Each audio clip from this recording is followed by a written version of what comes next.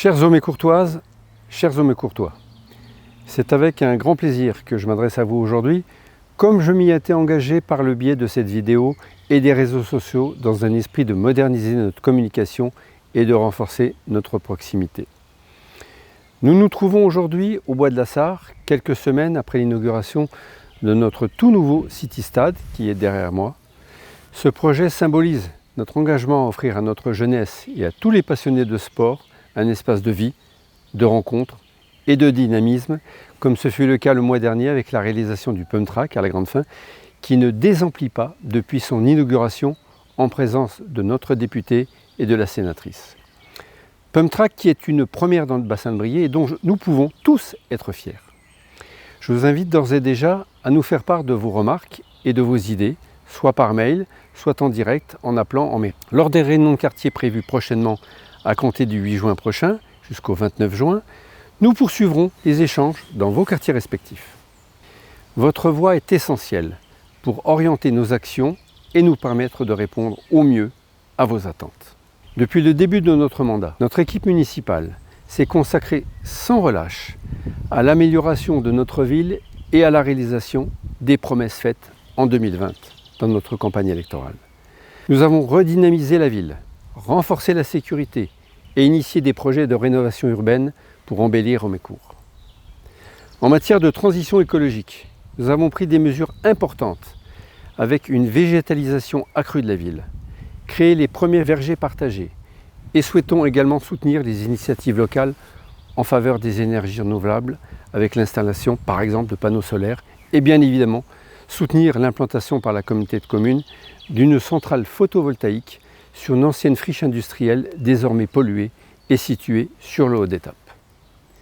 Nous avons travaillé à asseoir la tranquillité des quartiers grâce à des moyens accrus en matière de création d'une police municipale et bien sûr l'installation progressive de la vidéoprotection aux entrées de ville ainsi que devant les bâtiments publics. La prochaine étape sera la sécurisation des installations ludiques de nos quartiers et celle de nos aires scolaires, c'est-à-dire les sorties d'école. J'aurai l'occasion d'y revenir dans une vidéo prochaine. Cependant, je dois également revenir sur une situation préoccupante, celle concernant notre budget municipal. Le 15 avril dernier, notre proposition de budget pour 2024, ambitieuse et équilibrée avec plus d'1,2 million d'investissements, incluant des choix majeurs, n'a pas été adoptée. Non que le budget soit mauvais, non qu'il ne soit pas équilibré, c'est une obligation de l'équilibrer. Pourtant, des travaux de voirie déterminants, la poursuite de l'installation ainsi que la modernisation des équipements sportifs et ludiques, l'isolation des bâtiments scolaires et associatifs sont prévus cette année. Avec 14 voix pour et 14 voix contre un bulletin nul, ce budget crucial pour notre avenir a donc été rejeté.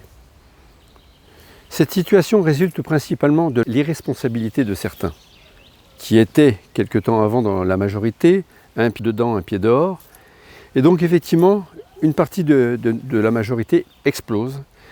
Il s'agit effectivement de l'équipe de M. Aïssaoui, qui fut donc membre de la majorité après l'élection de 2020, qui nous a rejoints grâce à la fusion des deux listes. M. Aïssaoui et son groupe de 6 élus ont choisi de s'opposer sans argumentation ni contre-proposition, s'alliant de manière opportuniste avec les deux groupes d'opposition. Leur manœuvre politique met ainsi en péril de nombreux projets essentiels pour notre commune, ou en tout cas les retarde. Les conséquences immédiates de ce rejet sont les suivantes. Retard des travaux dans les écoles, notamment les toitures. Retard sur les travaux de voirie, je pense à la rue Henri Barbus. Mise en attente des espaces verts et des aires de jeu dans les quartiers. Ajournement de l'installation de vidéoprotection devant les écoles et nos aires de jeu. Report général des investissements prévus pour améliorer votre quotidien.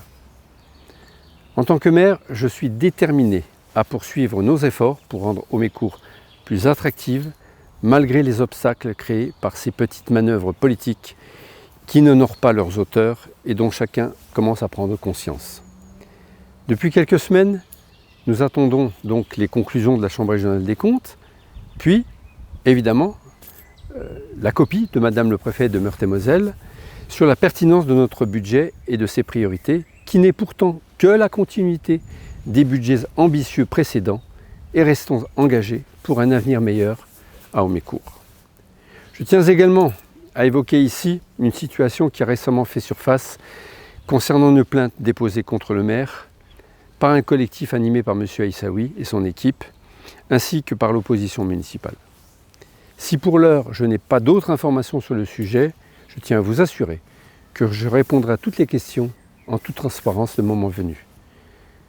Malgré les trahisons de certains, les manœuvres dilatoires, puis les accusations calomnieuses ou les tentatives de déstabilisation qui masquent, à l'évidence, un manque de travail et de sincérité de certains, alors qu'ils étaient au sein de la majorité municipale, censés s'investir pour notre ville, pour votre ville, je reste déterminé à remplir mes engagements envers vous. Je suis confiant dans l'issue de cette affaire et quoi qu'il arrive, je reste aux côtés d'élus fortement impliqués, je demeure fixé sur le cap de notre projet et je ferai tout ce qui est en mon pouvoir avec les élus qui m'entourent pour faire avancer Haut-Mécourt, comme je m'y suis engagé en 2020, dans l'intérêt général. Telle est notre seule boussole. Pour l'attractivité de la ville et sur ma proposition, nous continuerons à baisser la taxe foncière, ce que nous avons commencé à faire dès l'an dernier, à nous investir pour attirer commerce, artisanat et entreprises, à équiper nos quartiers de jeux et d'équipements ludiques, tout cela pour gagner de nouveaux habitants, mais aussi à soutenir notre tissu associatif, véritable cœur vivant de la ville, comme nous l'avons fait en contribuant à créer l'école de musique et l'école de danse durant ce mandat par exemple.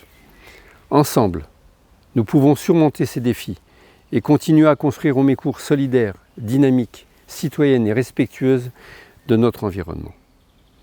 Merci pour votre confiance et votre engagement à nos côtés. Les centaines de messages des dernières semaines nous encouragent et nous obligent. Vive Haut-Mécourt, une ville où il fait bon vivre et qui se transforme à vue d'œil. Je vous remercie pour votre écoute.